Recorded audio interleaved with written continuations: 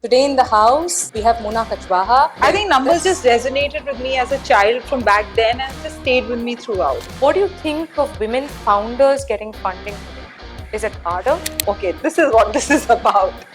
This is what the real world looks like, and it looks good. So not speaking also is a good strategy. Ready to grow up. I was born to- old. I think I was born old. We do want to support women entrepreneurs in the fund, and I think entrepreneurship requires a level of confidence.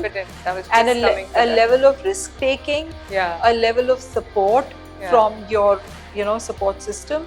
Today we don't have people in leadership positions because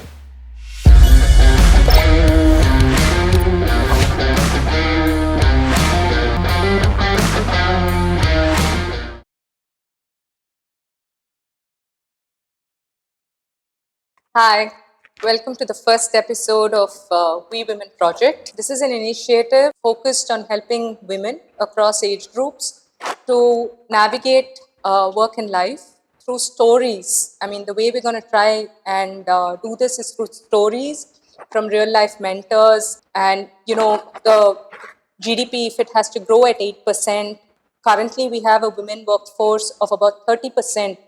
Contributing to economic productivity in the country, and that has to go up to about 50%. So that's another 75 million, jobs and women coming into the workforce by that period of time.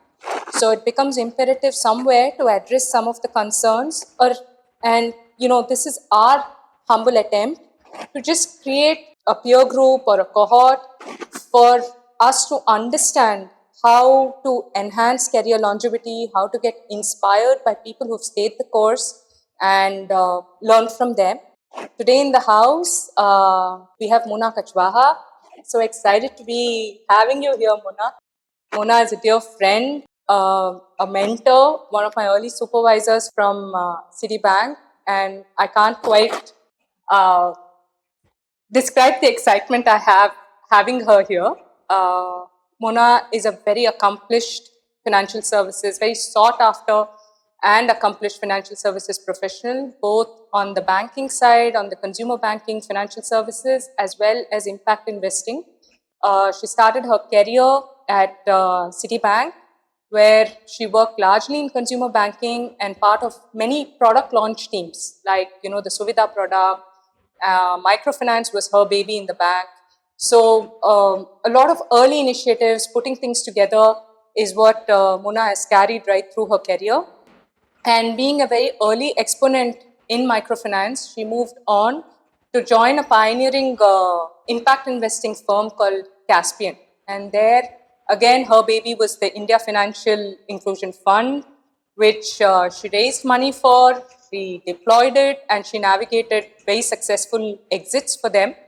As we speak today, she's just completed the fundraise for UC Empower. That comes under Unitas Capital, and they're focusing on financial inclusion and climate solutions. So that's a lot, Mona. So happy to have you here, and pleasure to be in conversation. And you are here in, representing women directors, women independent directors primarily. And, just to give context to the audience, the Companies Act specifies that, for 100 crore paid up capital or for a 300 crore greater than or equal to 300 crore turnover, you need to have a mandatory women director representative. But today it's quite noteworthy that quite a few companies have more than one women director. And I think it's for what they bring into the table more than just the gender aspect. But it will be very interesting to learn from Mona how her journey has evolved over this period and learn from her. So happy, Mona. That was my long. No, wonderful. Thank you. Such a pleasure to be here. Vilasni, it's so lovely to see you in this new avatar. And kudos to you for having thought of doing something like this. I think so far, and I'm so proud of all And I that you've couldn't done. have done it without you, Mona, right through. And I think I've held on to you and gone back to you like many others have in the community, and I think that'll evolve in the conversation. But I think you've been that one mentor we've all reached out to at various points of time. So thank you for that. And thank you for encouraging this initiative as well. Yeah. And I think it's a lot of fun because,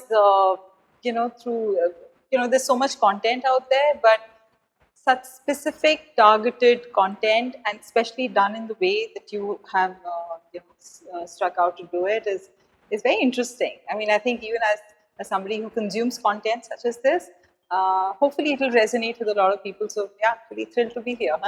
Thank you so much. Thank you, Mona. So moving on, Mona. Childhood, how was childhood for you? Very happy.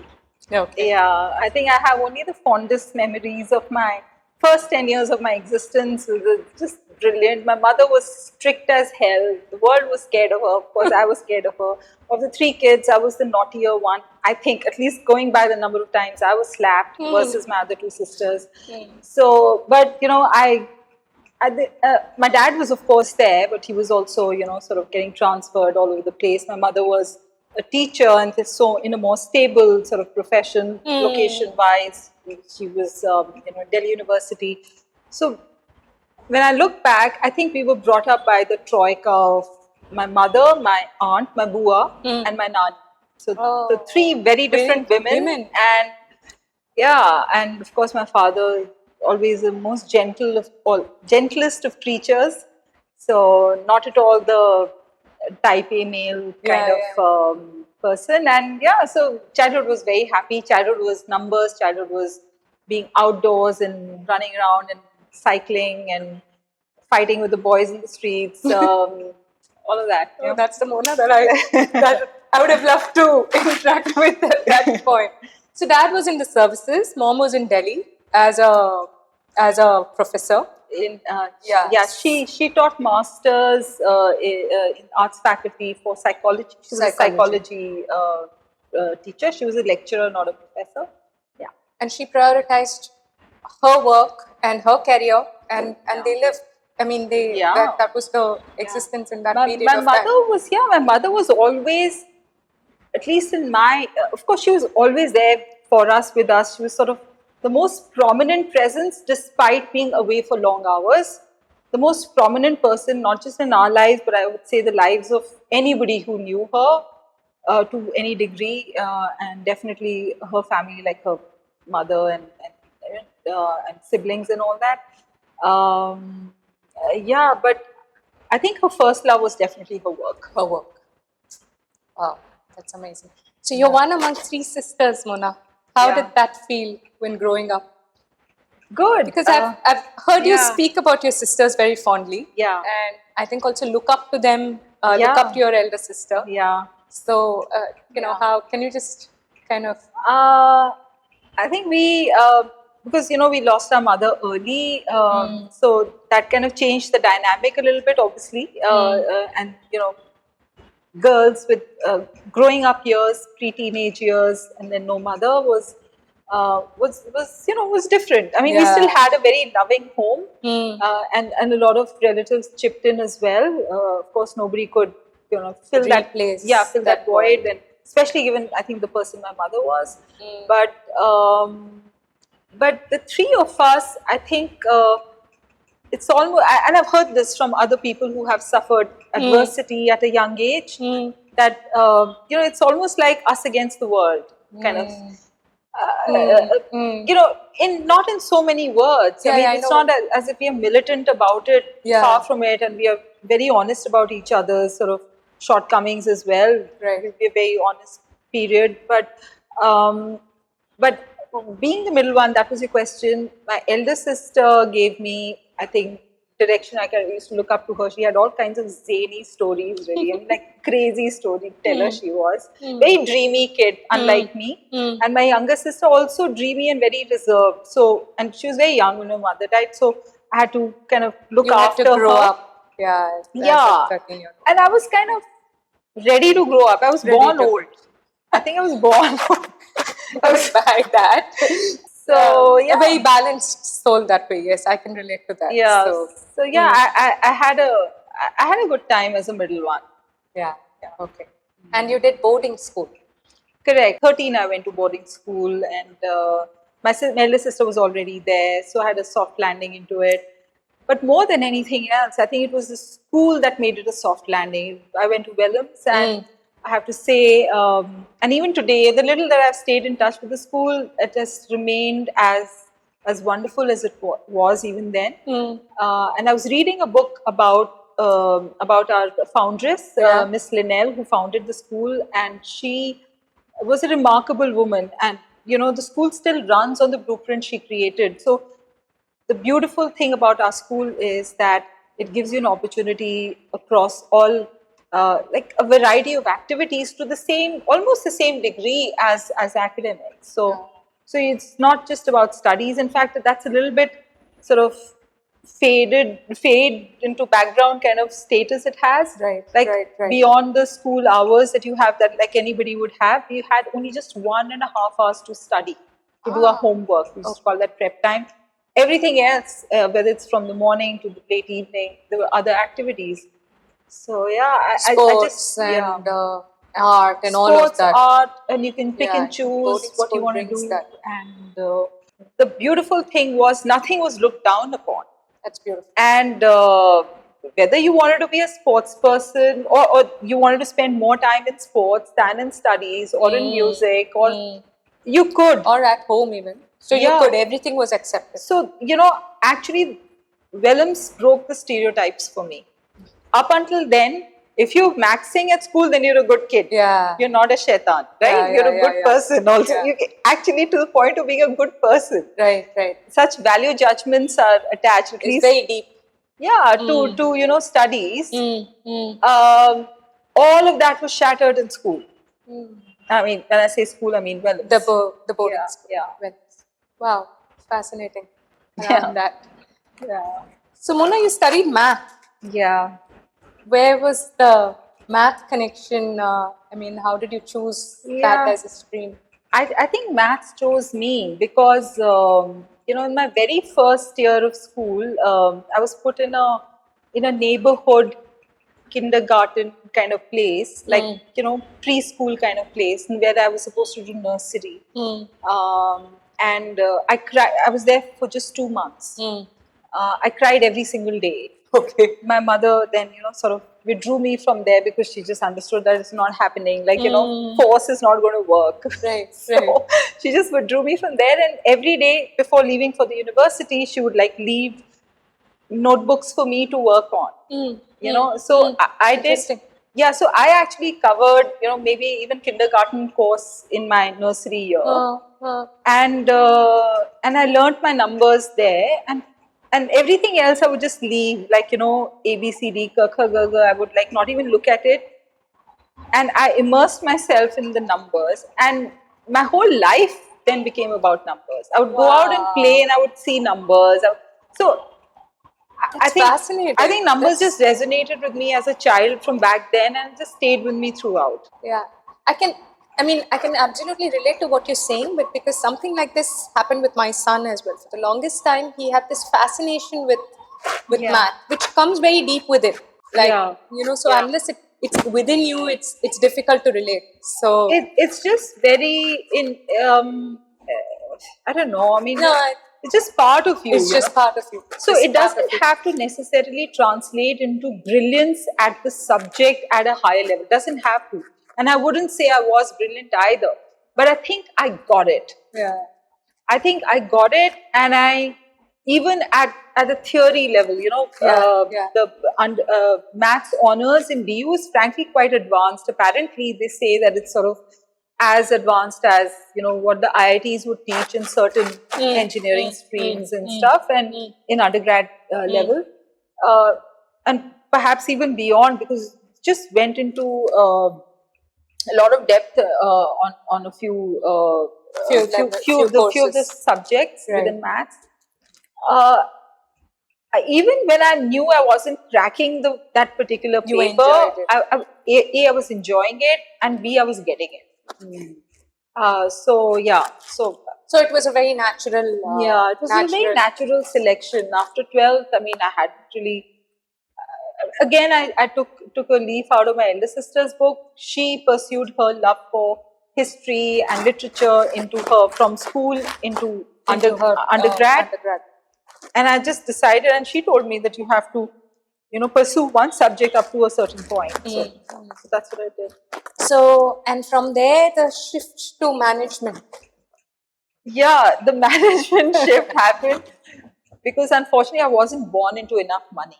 So, Okay. so I could not have just, like some royalty kind of studied for the love of the subject. And so I had to earn. Yeah. I had to earn my living. And, and also quite honestly, I think along the time that I was in doing my graduation in Delhi University, I got involved with a small group which used to meet every week to understand, to actually study and understand the environmental issues in the country.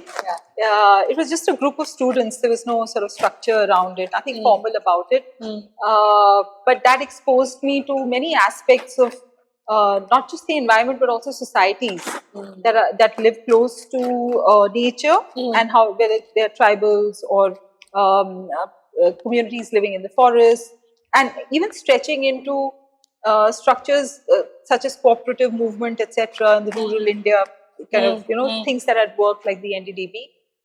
And that got me into thinking about management that way, very, and I thought that I could, take the management exams and try and get into IRMA.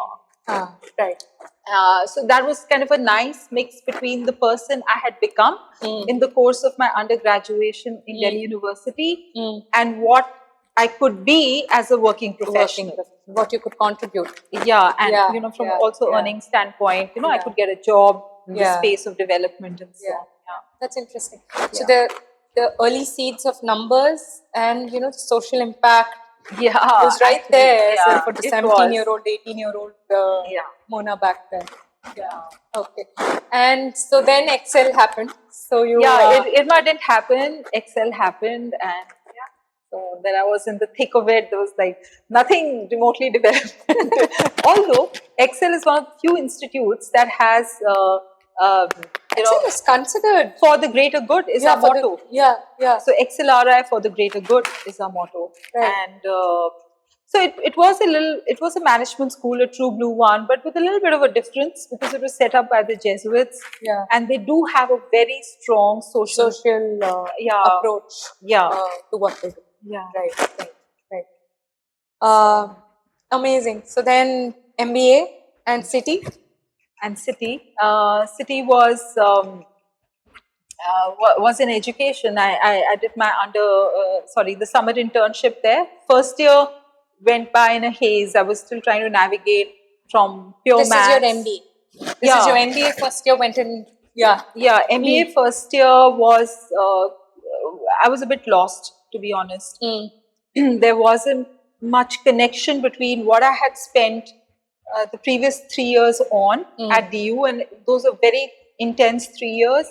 And then what XLRI offered me was like chalk and cheese.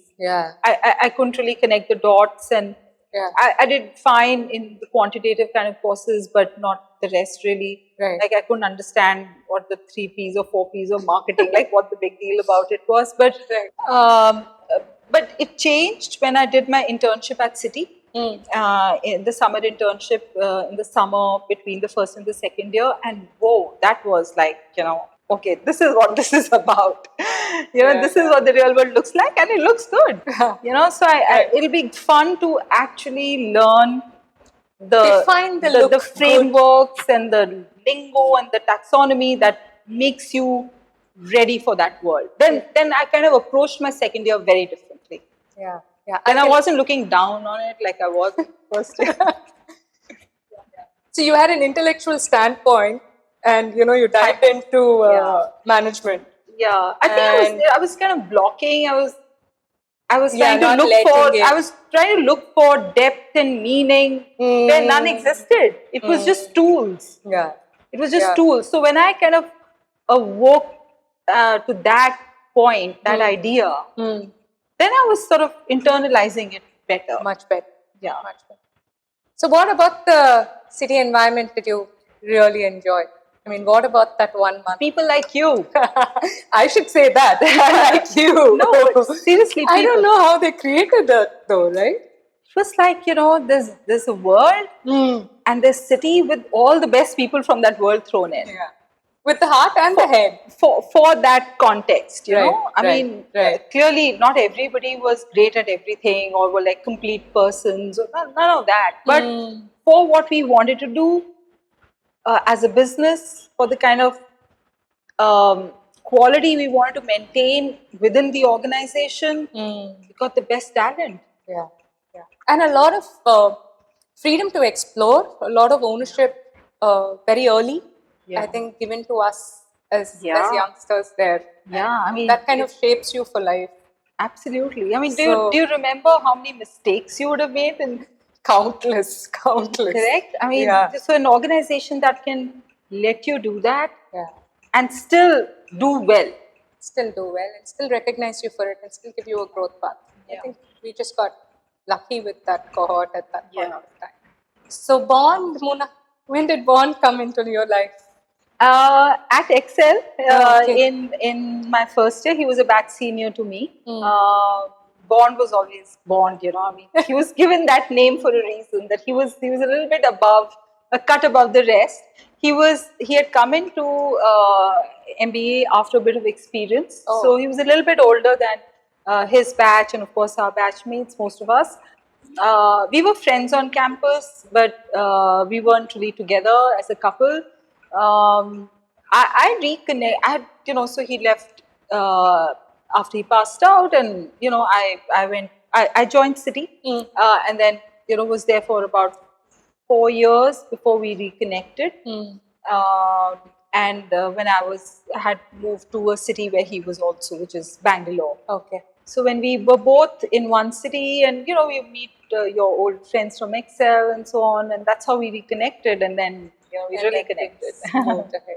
Lovely. So both of you, Mona, have, I mean, if I may say so, high-profile careers. I think Bond's a very senior person in the advertising space. Yeah. So you'll have navigated your own paths over the last 2 decades and more. 25 years. How does it work? I mean, from a career standpoint. From your career standpoint, working out life, working out your work. I think a few things happened to our advantage. One is, what happens after you get married in terms of meeting of minds on important issues or even small issues is just a lottery, right? Yeah. It may work out well, it may not. In our case, we were lucky that there were few important cornerstones and which we were very aligned on. We didn't want two homes to begin with, right? So that is, and it's not as if these things get discussed as, okay, now let's sit and decide what the principles are. As and when things happen and a question comes up, there's a fork in the road, and you decide based on what you know then. And so early on, we decided whatever happens on the job front, we will never part. Beautiful. The second thing that was also very lucky for us was that we both seemed to like the same place to live in, like, same location, and for the same reason. So I'm just giving you instances of, from the point of view of your overarching question as to how does one navigate different sort of different changes. Moments, because 25 years is a long time. So I would say being aligned on the big questions and big questions that matter to you, being aligned on that, for me, where we stay was a very big factor. In fact, when we got married, I had just moved to Delhi after some five odd years of working in other cities, and my father had retired and moved to NCR. Right. And so it was kind of a wish on my part. It wasn't important as such. My father was quite fine, but it would be nice to be kind of close to him. So I had made a change and made a big halla in the bank, and I moved. And Bond actually changed his life quite a bit to move to Delhi. Right. And that is when we got married. I mean, after some time, so he has made a lot of sacrifices early Prioritized. On. Yeah. He definitely prioritized my what was important to me at that point of time, and he didn't care about his career, honestly. And I mean, and look at how he's done. I mean, he's sort of knocked the he's socks a force off. to reckon with in his Yeah. So space. so I would say, just looking at him, doesn't matter. You know, if you think of your career as as a test match and not a T20. Especially given that I'm talking about Bond, I should talk about cricket because he's such a Both of you watch a lot of sports. I know. but he's at another level. So so yeah, I mean, if that's the mindset you have, that this is life now, then little things won't bog you down. And we managed therefore also to take breaks at the same time, sort of overlapping breaks, which helped. And, looking at your career, there are three, I think, very distinct parts that I can see. One is, of course, banking, consumer banking. Second is impact investing. And third, as an outcome of impact investing, is the independent directorship and nominee directorship and then independent directorship. So did one lead to another in a very organic way? Is that how it moved? Definitely. I ironically, while we've talked a lot about Citi and how great it was, I had my share of doubts about whether this is really the place for me for the long term. That will sort of be in my bonnet, if you will, about wanting to do something which also connects with me personally. I didn't want very hard sort of compartments in my life. Like, I'm one person at work, deeply engaged with furthering financial services for the elite of this country, while on the other hand, also, my love for other things, call it environment, we call it development, whatever. My interest in that area never really went down. And so when microfinance happened, I was thrilled. I was so happy. And ironically, I left the bank at the time I was happiest. Because what was clear to me was that, this is the space I want to get into.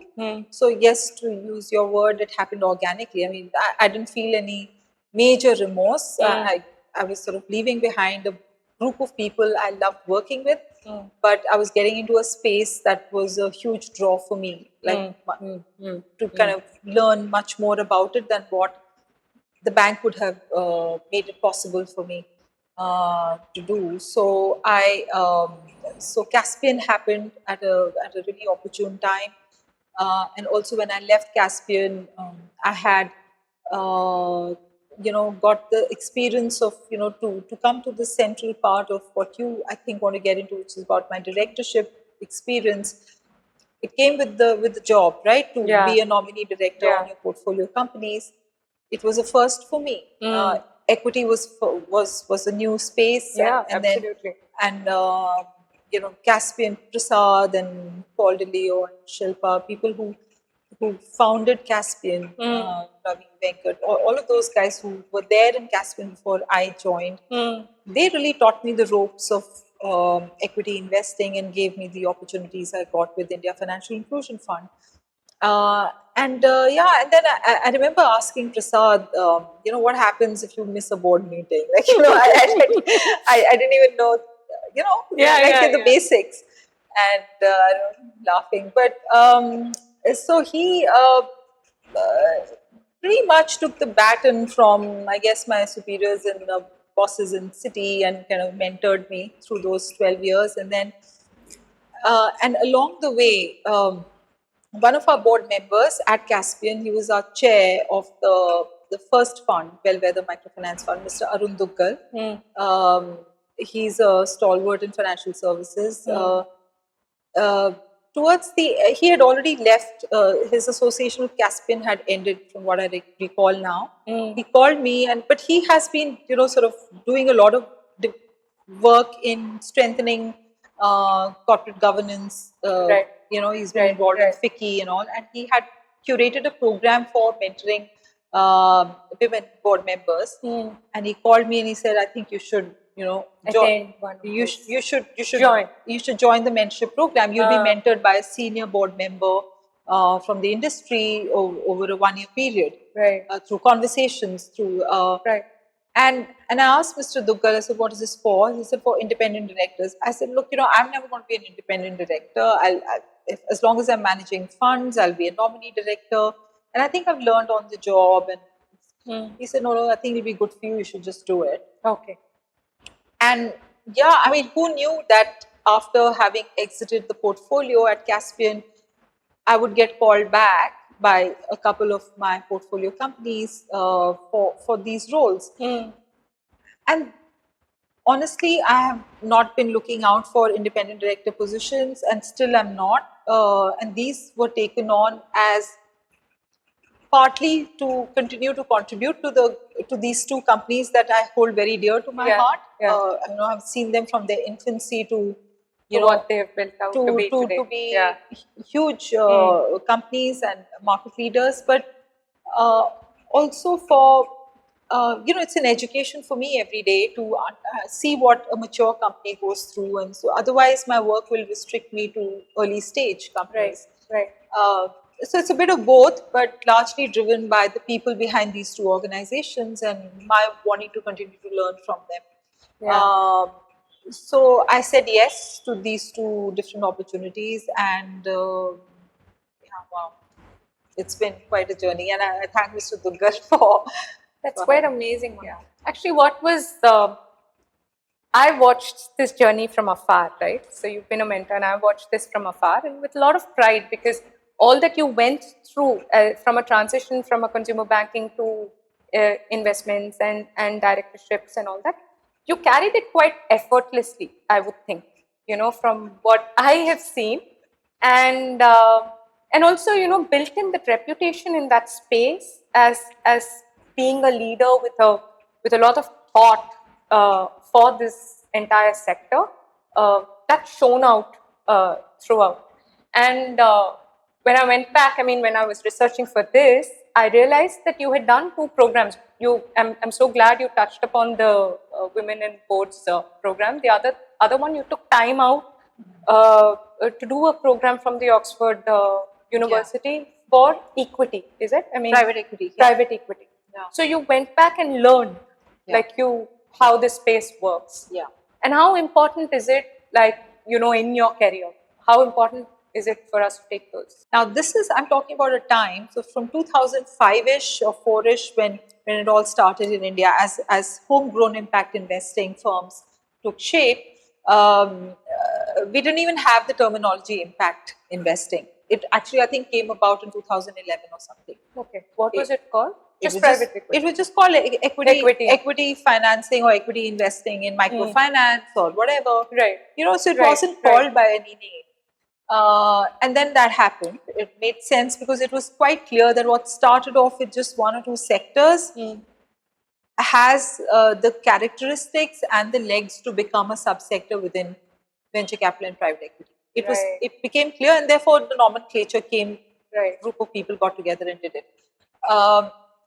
But to me, what prompted, coming back to your question, what prompted me to want to study or at least understand what the schools and colleges are, or the relevant academia or even practitioners use as models or frameworks for investing.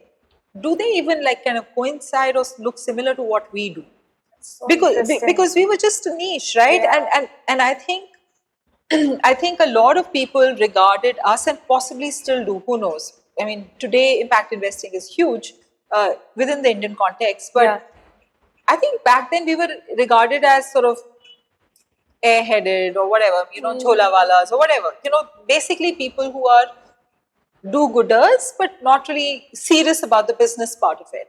Misconstrued you guys for grant-oriented companies? No. Trying to be private equity, but really not serious. Serious private equity. Understood. I think people who are, who have good intentions, some good people have come into it, but is this really private equity? Perhaps not. Do they really know The works. Yeah, the fundamentals of the business. The exits, Yeah. the deployment, the valuations. Yeah, in any case, the exits were like far away at that point, and whether the bets we make will really come about or not, nobody could have guessed, even we could have guessed. But whether, forget about exits, because even for venture capital private equity happens way down the line. Yes, yes. But in the doing of it, in the process that you follow, do you have the rigor that that a non-impact investor would, who's only seeking financial return and nothing else? Was a question, I suppose, in many people's minds. So for me, what was important, why I sought out the program at Side Business School, was just to understand: are we using the same tools and same processes, or are we from another planet? And it aligned. It was exactly what we did. I mean, it's exactly what you did. Exactly. I mean, I think what I learned, what I picked up was some terminology, some taxonomy, which is sort of important as well. But I don't think there were any processes that was sort of alien to me, as I understood. That's nice. But so it was a validation for me. It was a large amount of validation. Yeah. And it would have benefited you. I mean, it given you that impetus and confidence. To move this ahead. Yeah.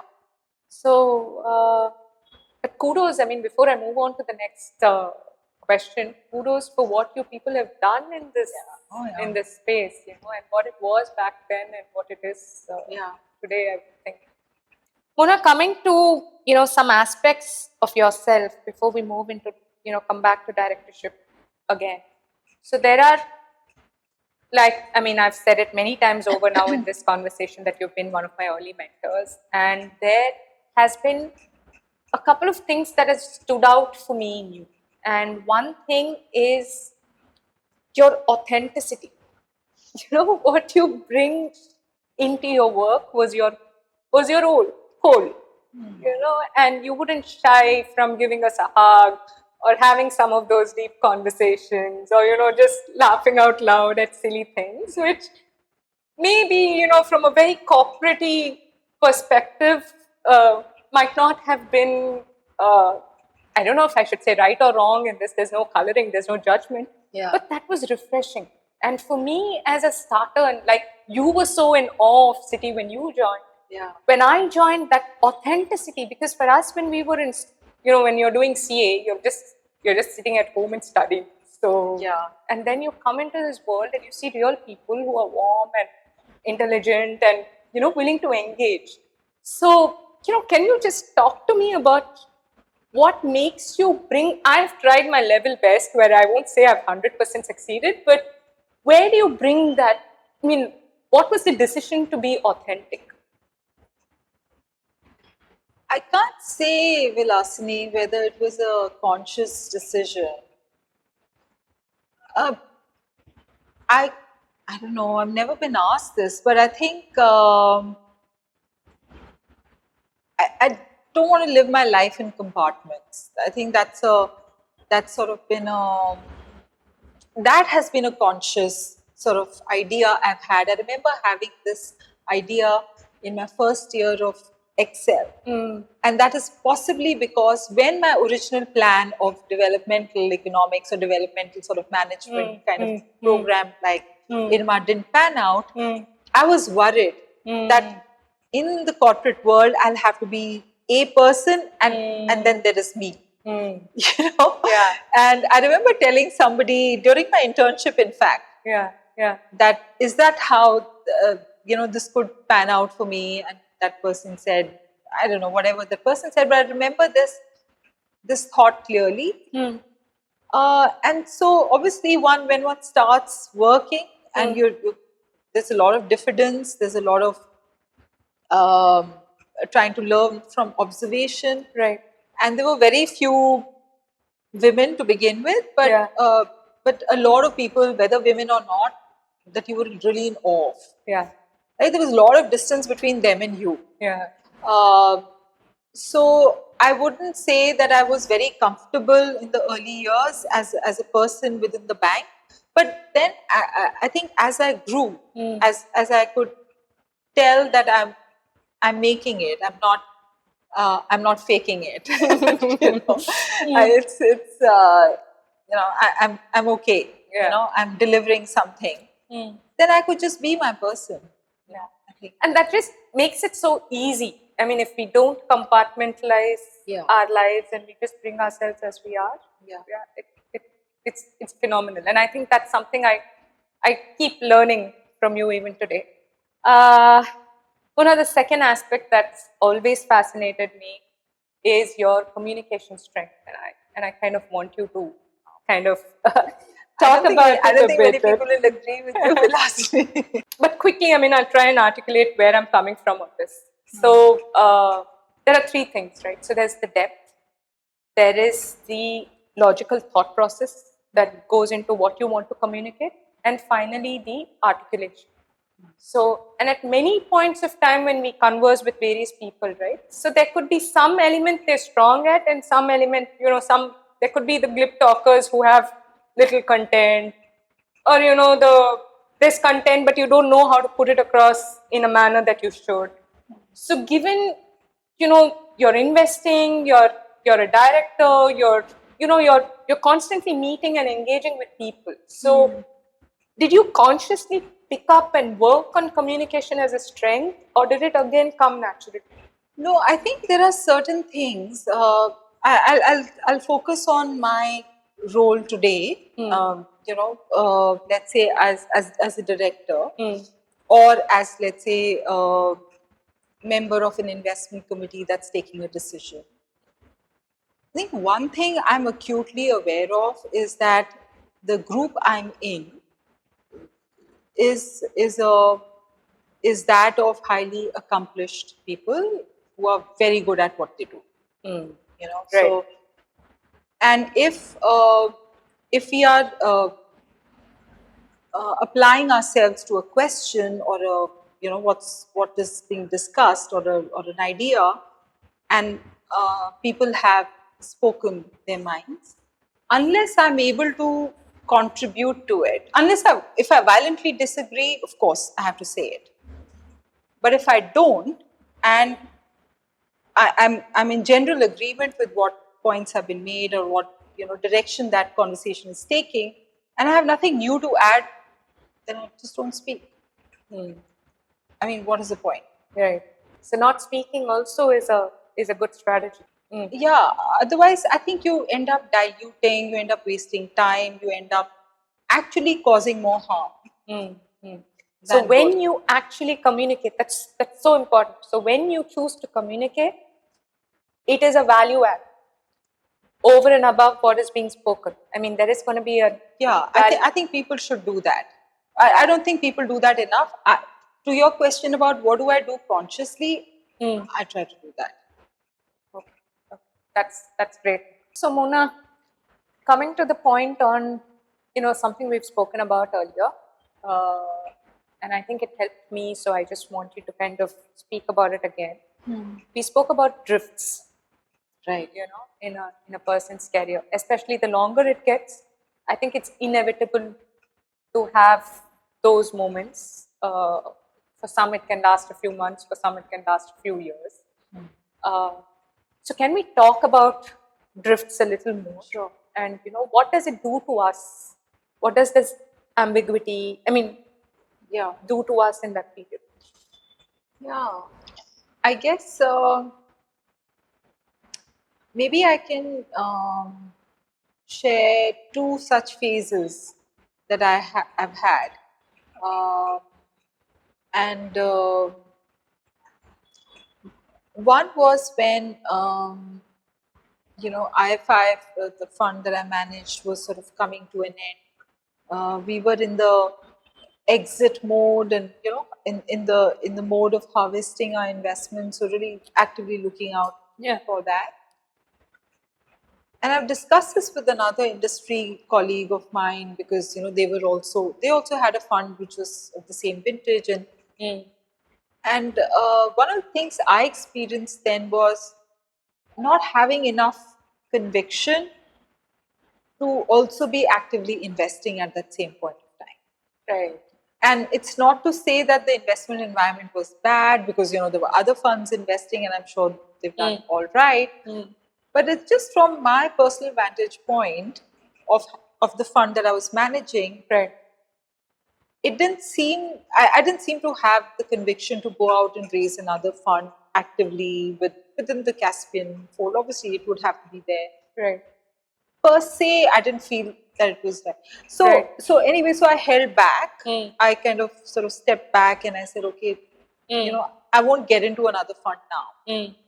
And we'll see what happens next. Right. So then there was this, so predictably, there was this 2-3 year period, because you can't just exit. Right. Right? I mean, Right.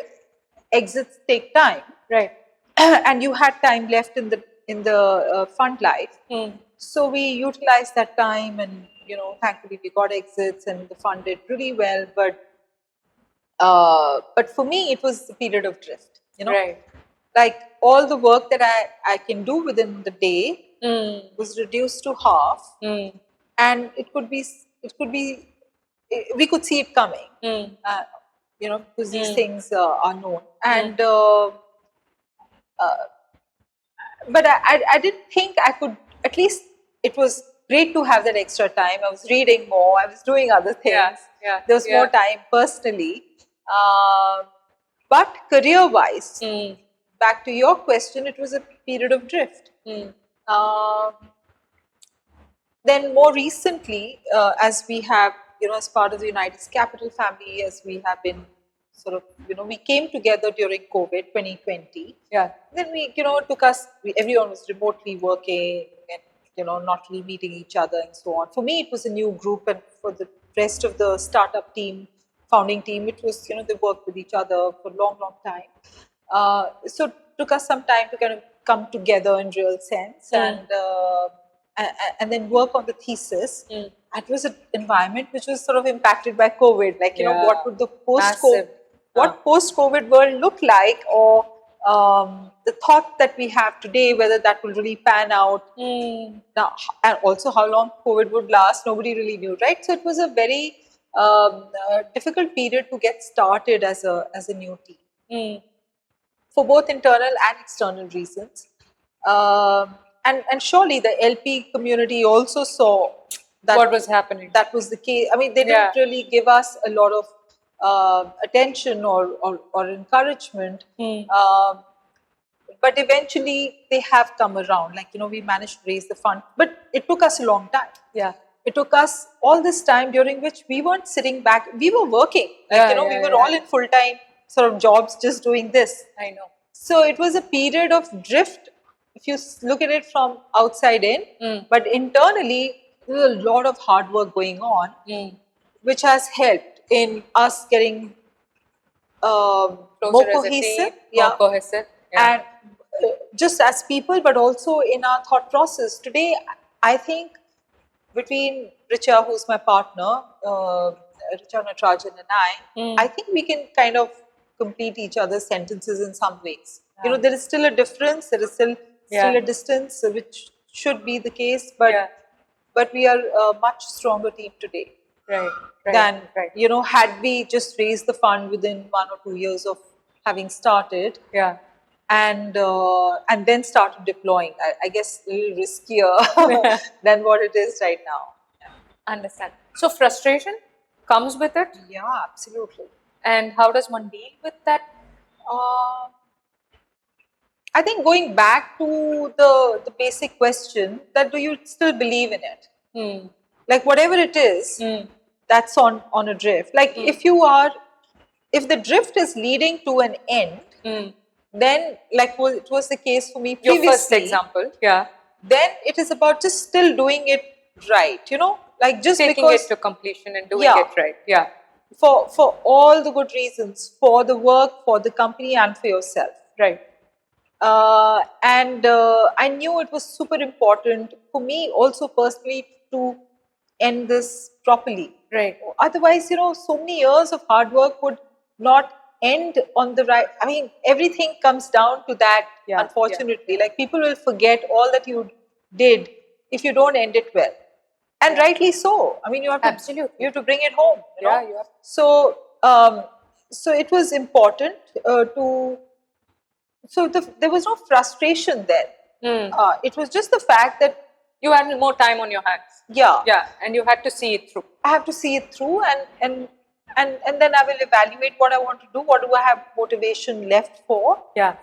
For the next phase, if there is a next phase. It was up in the air. I mean, maybe there wouldn't have been a next phase. And then when United Capital happened and the sort of really long fundraise, sure, a lot of frustration. I mean, why can't people see what we see, kind of thing, But I think what's kept us going is the desire to work with each other. Right. Like even after you've heard 100 no's, has that shaken your belief in A, what you're doing, and B, with the team that you're doing it? Right, right. And if the answer to that is no, then you just keep going. Beautiful. Okay.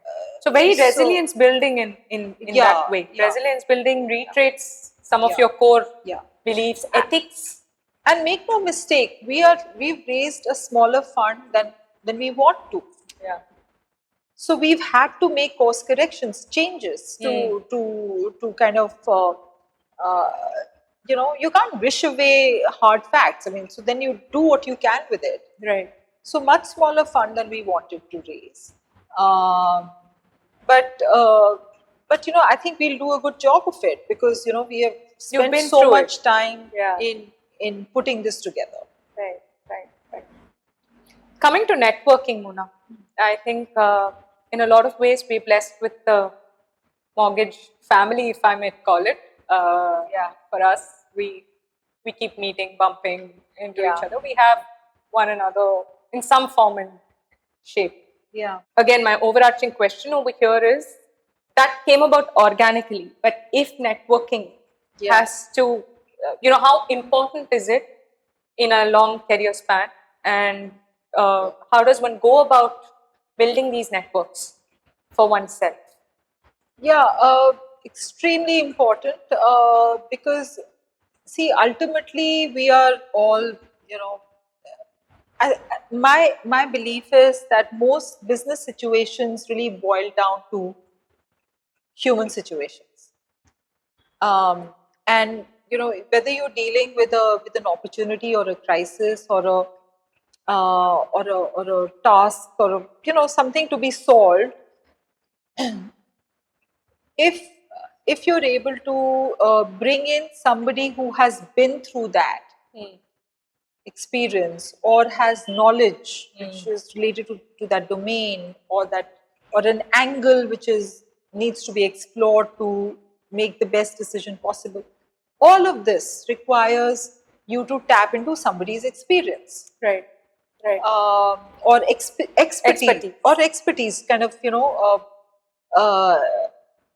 bring people into that problem or into that situation and get them to work alongside.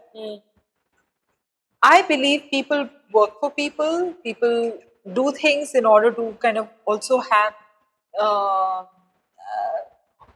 also want that association, and that's what networks are about.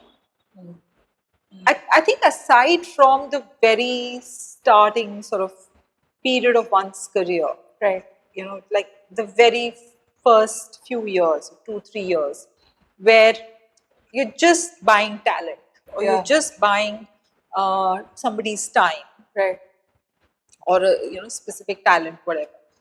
Post that hump or post that period, it's all about networks. It's the people connect, it's the knowledge sharing, it's that entire. If you recall, even within the bank, when we had a situation or a problem, how did we solve it? Because you had a connect with somebody in that department, or there was a senior who sort of it boils down to human interactions, right.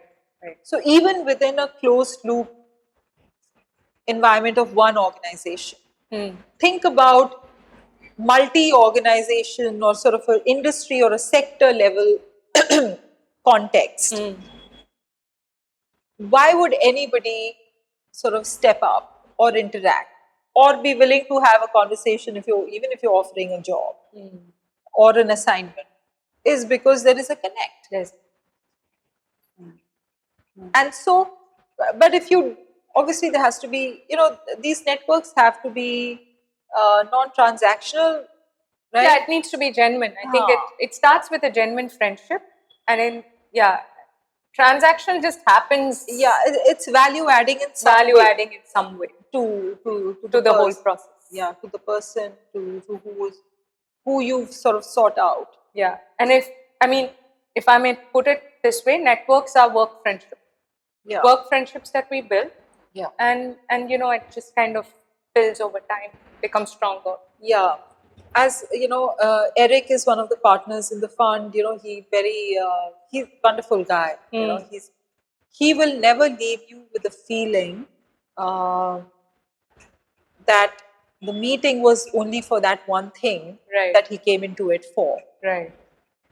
And he's phenomenally sort of gifted in that he's so genuine, it just comes through. So, through this fundraise process, for instance, when we found some, let's say some NLP conversation where they say, sorry, we're not ready yet for this, but maybe in a few years.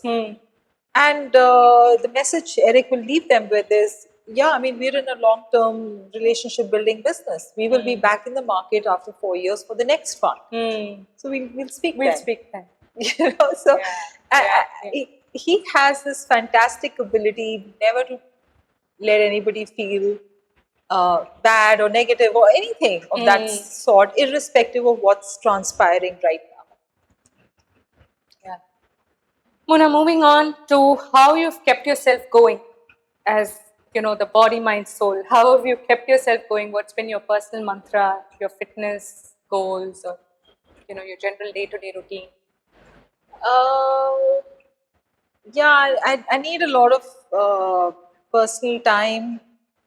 These days, it's a fair bit of reading. I start my day, like I said, with chocolates and something to read. Wow, that sounds delicious both ways. Yeah, so it has to be the book that I'm reading right now, books at times, like simultaneously. Yeah, tennis, if I can go on a trek now and then. That's super inspiring. Okay. So you've been at tennis for quite a while now. That's because I haven't learned it. I'm still learning. Come on. Picked it up too late, yeah. I mean, the muscle memory is hard to overcome. Yeah. So, anything on the philosophy, religion, any do you step in that direction at all? No. Or what's your philosophy? What's your generic life philosophy? I've taken to the whole sort of meditation, mindfulness bit a little bit. I like it. It's again something more recent. During the pandemic, maybe a year before the pandemic is when I sort of got interested in it. I get that. So Mona, coming back to directorship, I think, let's come back to the central theme. So, so these meetings are quite fast-paced. I mean, in a matter of 3 hours, I think a quarter's performance or sometimes the annual performance gets tabled and discussed. Yeah. So there has to be pre-preparation. There has to be a certain level of articulation. So what goes into preparing for these meetings, and how do you effectively contribute to them? Well, it helps if you understand the business really well. I think the art of directorship, especially independent directorship, because you've not done the whole investing related groundwork or underwriting on the company, right? So you've just sort of been in a way parachuted into the company. Right. You may have had obviously some sort of prior knowledge. You would have done your diligence, but not the level that, let's say, an investing team would do. Right. So I would say the art of independent directorship, given these constraints, is that of being able to read what's behind the numbers, being able to read what's behind the text, and that comes with experience. And being able to pick up the stuff which can otherwise, to an untrained eye, just kind of fly past. And I've seen people do it so well. So, Jerry Rao. Oh my God. I mean, I remember, so I was on the board of VBHC, for a period of time when Jerry was the chair. And in fact, back then, this is 2016, so it's going to be almost 8-9 years. Or 2015, sorry, 2015 is when I joined it. So 9 years. And I remember somebody approached me at that time saying, would you join our board just as an independent? And I said, it's kind of unthinkable for me because, for, like I said, unless I've done the diligence, the deep diligence on the company, because I kind of came into this with that background. Yeah. I mean, how do I even sort of contribute to precisely the question you're asking, which is in 3 hours, what do I do? I'll just be, I'll just be a rubber stamp. And I have no interest in being a rubber stamp. But then when I watched someone like Jerry being presented data, perhaps for the first time, maybe he would have had just a brief glance a day earlier or whatever when the agenda was circulated. But he would be able to suss out the most important points like this. Wow. So it's definitely a skill. Yeah. And I'm sure the best directors in the country are similar. And it, at some level can be cultivated? For sure. But I think it will come with having run businesses. And having the intelligence to abstract that knowledge and then apply it in a different context. Right. So you kind of covered my second question around this, that what is the perspective you bring to the boardroom? I don't want to term it women director because I don't think you're there for the gender, and I think you're there for the caliber. So I mean, do you want to just touch upon that? Like, what do you think over the years is the perspective you bring, your very unique strengths at the boardroom? Well, I've chosen to be on those boards where I understand the business, because I don't think I have the caliber that I just talked about that Jerry does. I don't think I'll be able to abstract the general sort of knowledge of businesses and apply it to a business I don't know or I haven't been part of before. So, can I be in a consumer durables company board today and add the same value that I do to a financial services company? My guess is no. And so I restrict myself to those sectors where I get the business, and there I'm able to do what I told you, which is that I don't think something can just fly past without me noticing. Brilliant. A problem, you know? Yeah, I can completely relate to that. So given you have, in some sense run businesses, right? Yeah. Built up products, run businesses yourself. Yeah. Do you have moments where you feel less heard, or the frustration that a company is going in a particular direction that you can kind of steer in a board setting? In a board setting. When you're in a board meeting, you are squarely wearing the company hat, the company director hat. So your responsibility is to the stakeholders, the combined stakeholders of the company. Governance, will that be key? Yeah. So when, to your question, when do you have you had occasions of not being not being heard? Yeah. So in such a setting, you give your opinion on something, or you make your point about this should be done or that should be done. Frankly, your job ends there, because it's then up to the management to, sometimes it gets recorded as a decision, sometimes it's just advice which is given, which is not taken up. And if it is important enough, you come back to it, but if the company doesn't, it is your joint funeral if it was a miss by the management. Right. Enough stories of frustrations along the way. Enough stories. So Mona, I think the other point that I wanted to talk to you was, when you're deploying funds, when you're a team of, like you already articulated, very intelligent, very intellectual people, there are going to be differing views. on the table. I mean, I won't call it conflict, but there will be differing views that you will have to kind of navigate and bring to a point of conclusion. Yeah. So, from your own experience, can you talk about how, because I think it's a very important skill set to have, to bring people on the table together, and even though I haven't worked with you in your second avatar, knowing you as a person, I feel you would be able to do that. So what you knew of me in my first avatar was a very different person than I am today, because I think in a setting like the bank and the positions we had, the roles we had rather of credit risk versus so there is a proposer and there is an approver, that kind of thing. There's bound to be conflict because somebody is proposing and someone is sitting in judgment. And of course, you can do that sensitively, you can do that thoughtfully, and of course with rigor. But even with that, there is bound to be a lot of, because that's, however, now cut to the whole equity space, what I found different, and what is different now the whole equity experience is now longer than what my banking experience was. It's and today I won't say I started out this way, but today and for some years now, it's never about having to take a decision. The decision presents itself. You have to just keep asking the questions and the right questions. Right.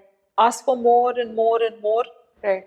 Until you reach a point where the decision is plainly visible and equally sort of visible to everybody. Right. Okay, so you do have, so on an investment committee, you do have a vote, right? So there is a decision responsibility with the individual, but we're taking it collectively. And in fact, in our case, in our fund, we have mandated that we will welcome dissenting voice, so that nobody's pressured to speak in the same voice as everyone else. Right. So as long as the majority is saying yes, we'll go ahead with it. But it doesn't have to be a consensus. A lot of funds have the requirement for it to be a consensus driven decision, which may be counterintuitively may kind of generate a bad outcome, right? Because of groupthink, right? Or not necessarily because of the pressure to speak in the same pressure to sync. There's a there's a judgment angle and suppress your counterpoint, right? Your contrarian view. So dissent is acceptable. Dissent is acceptable.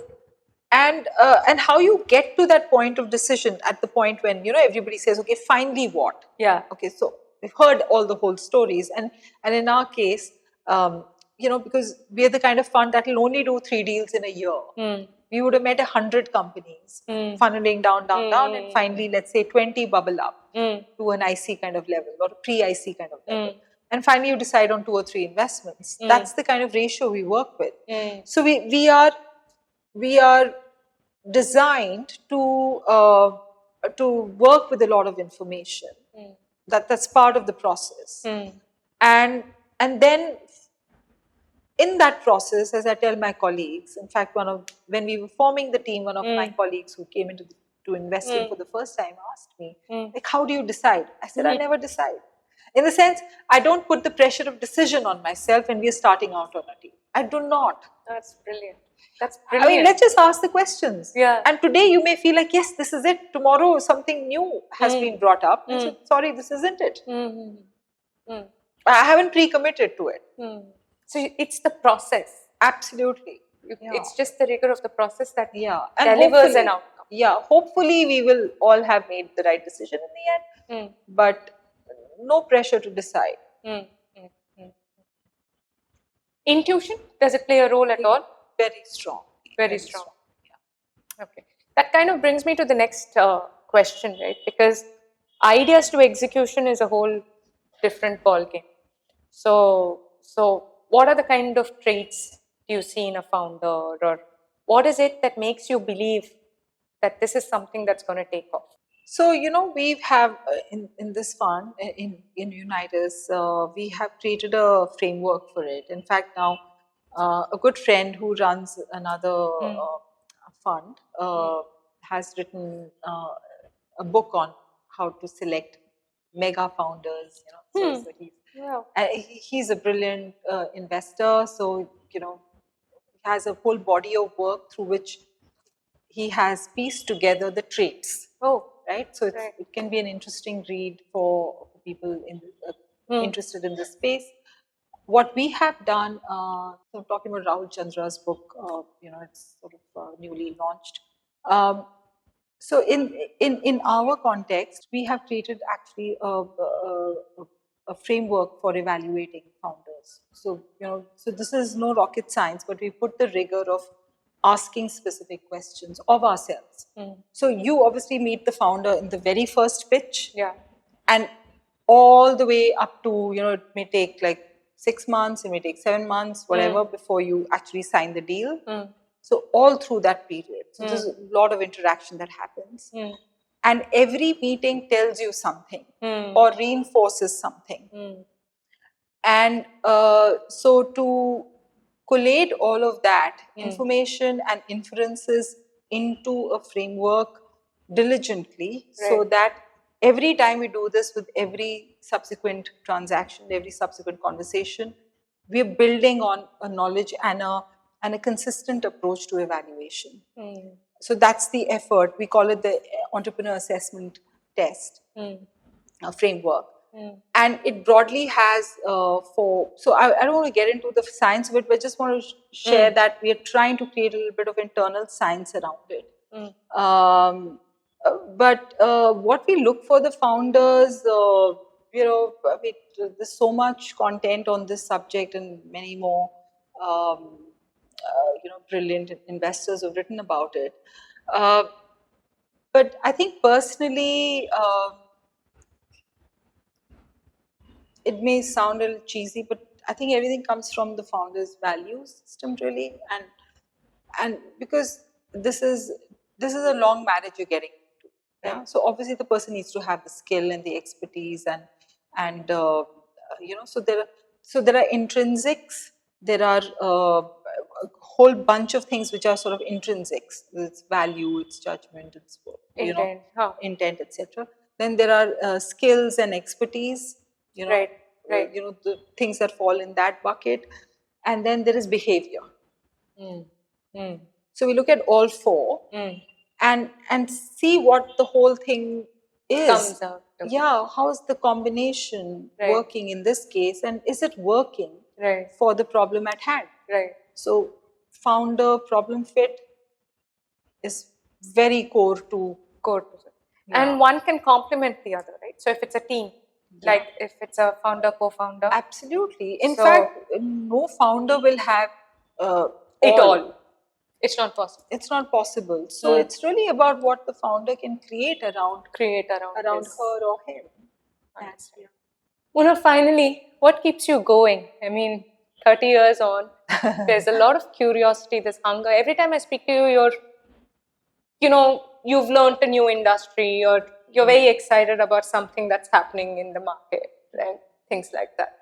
So staying hungry, staying foolish, I mean, if I may call it, or so far it's really been about learning, and like you said, some curiosity which has kept me going, and the people, the excitement of working with those people. In Citi, what it was. Caspian, brilliant team. We had so much fun. Same at Unitas with UC Empower Fund. We have a fantastic team. So, and we've come through a difficult period together. So, like, closer knit than where we started. So, I think it's a lot about people, a lot about learning.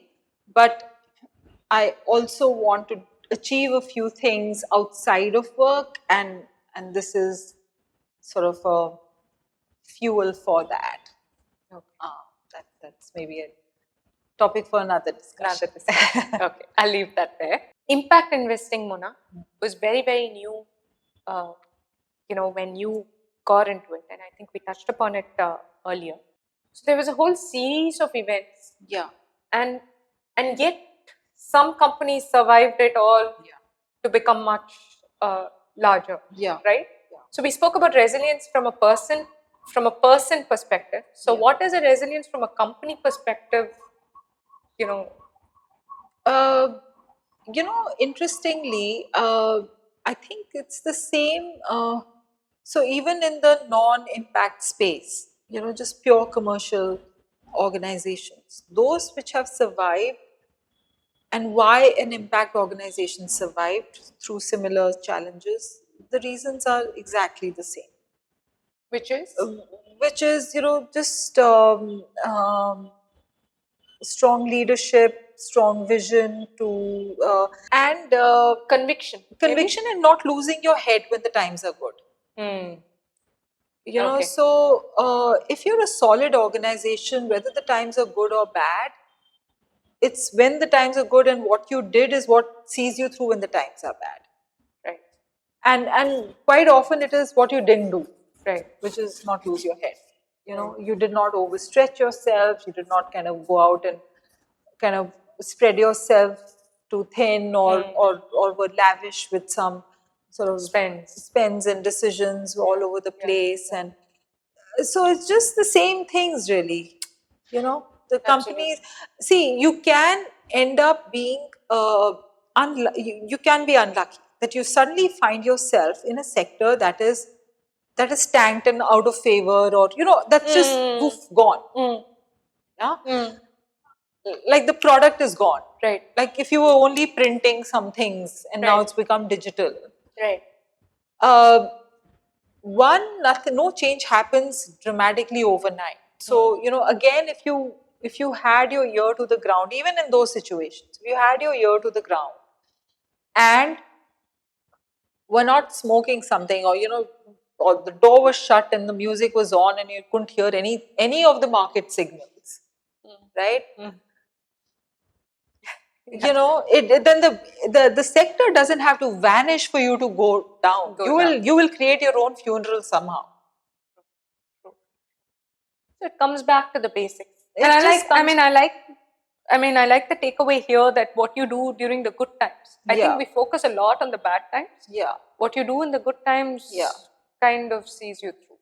I'd like to give you a learning.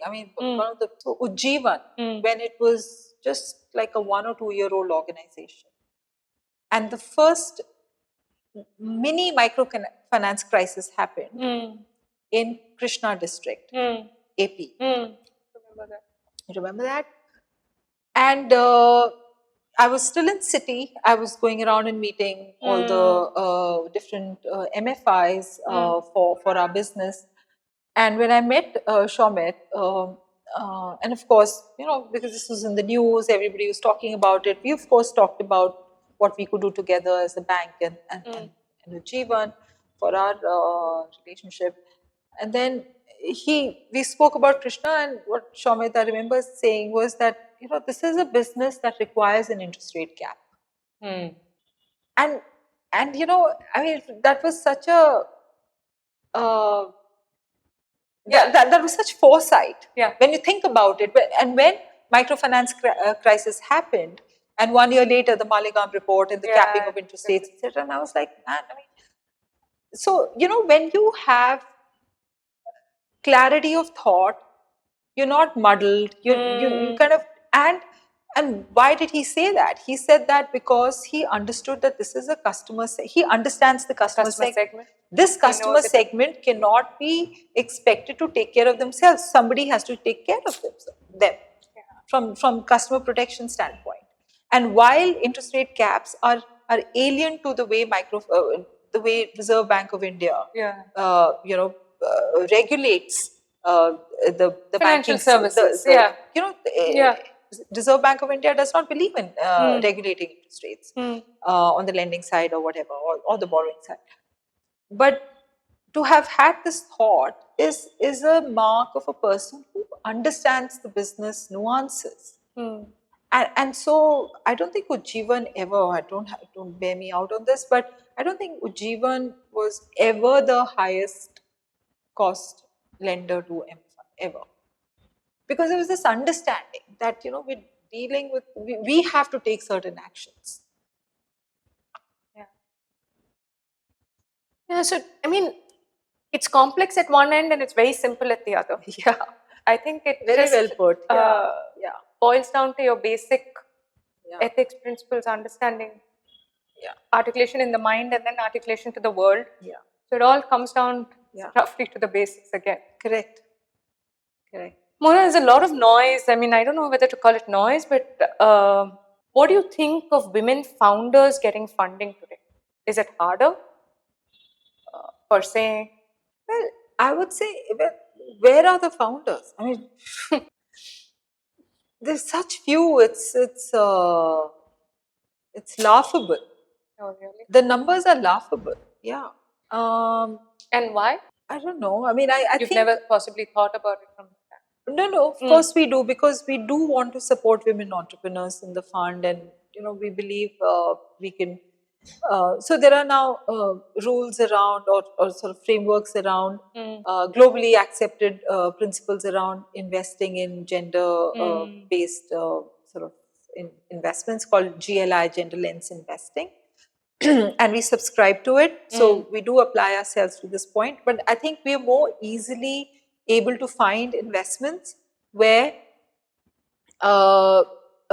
women are being sort of supported or benefited in the value chain. It could be a customer, it could be a product focused on women, it could be women in the supply chain, it could be women as employees or in the ecosystem.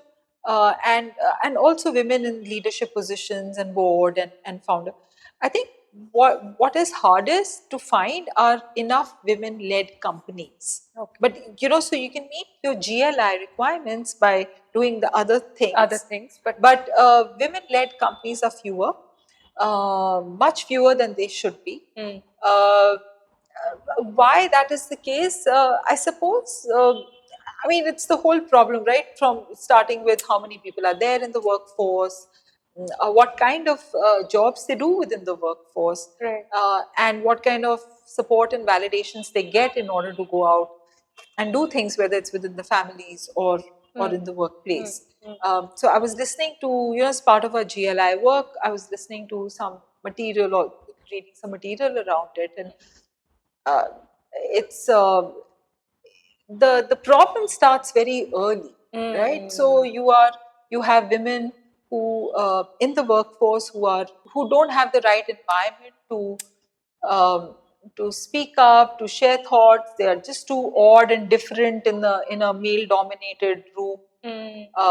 So I think entrepreneurship requires a level of confidence. I was just And coming to a that. level of risk taking, Yeah. a level of support Yeah. from your support system, Yeah. which is possibly the highest in all, as compared to all other aspects of working. Understand. And so we're talking about something that's the hardest, honestly. Right. And if we haven't solved for the Basics. regular jobs, and people just moving up even a merit driven organization, moving up the ranks and in leadership positions because of just what environment or sort of subtle and not so subtle pushback they face. Where are we going to get entrepreneurs in large numbers? Yeah. Right. It'll take a while. It'll happen. But at least there is the sensitivity to it. I think there is awareness to it. Yeah. Definitely. I think there's definitely more. The fact that we're talking about it so much will create. It wasn't the case 20 years ago. Definitely. You had to just suck it up and do it. Yeah. Like if you're the odd one in the room, you're the odd one in the room. Yeah. Take a degree of pride in it and carry on. So, I mean, you touched upon this as well, Mona, but so what are the barriers you feel that in a woman's career at a leadership? So when you start off, you're at a 30% gender ratio, and then somewhere along the way it becomes 20%, 10%, 5%. So what happens in the pyramid? I mean, just your take on it. I think some practical things happen, family, etc. So that is one. But the re-entry is a problem of the system. Definitely. Or has been. So today we don't have people in leadership positions because let's say you need people to be at least in their 40s to be in leadership positions. Right.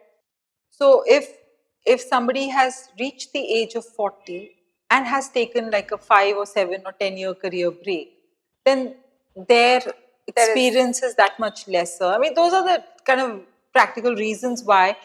But if the women are willing to come back to whatever they get as opportunity, even when they are a little bit older, and then rebuild, I believe they will do phenomenally well, because they come back with the level of intent and fire in the belly, which can take them places. Yeah, I'm also a strong believer in that. So I would say really smart companies will tap into this kind of talent pool, and if there is a way to kind of do it in a methodical way, it can be a huge talent pool.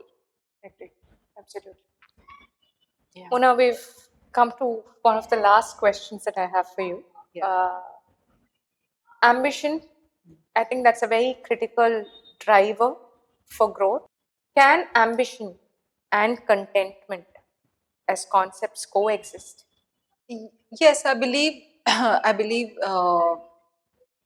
they do, because these are not tight compartments again. Because at any point of time, if you think of your role, your job, whatever you're doing, and the desire to do better at it, or desire to kind of get something which is broken right, is what ambition is about, that drives you, right? You want to do better and so on. But I can also be simultaneously contented about what I've got right up to that point of time, or at that point of time. So I don't think moving forward or ambition or desire to keep going is driven by discontent. It's driven by partly something that's not right, but also something that is going superbly well. And a view to the future which doesn't exist today. Right. Something that you're creating which is not there today. Right. So it doesn't make today bad. That doesn't mean that what you have today is broken or whatever. It has its own beauty. So you can even choose to end there and say, okay, this is it. Or you can say that that future looks so much better. I'll keep going.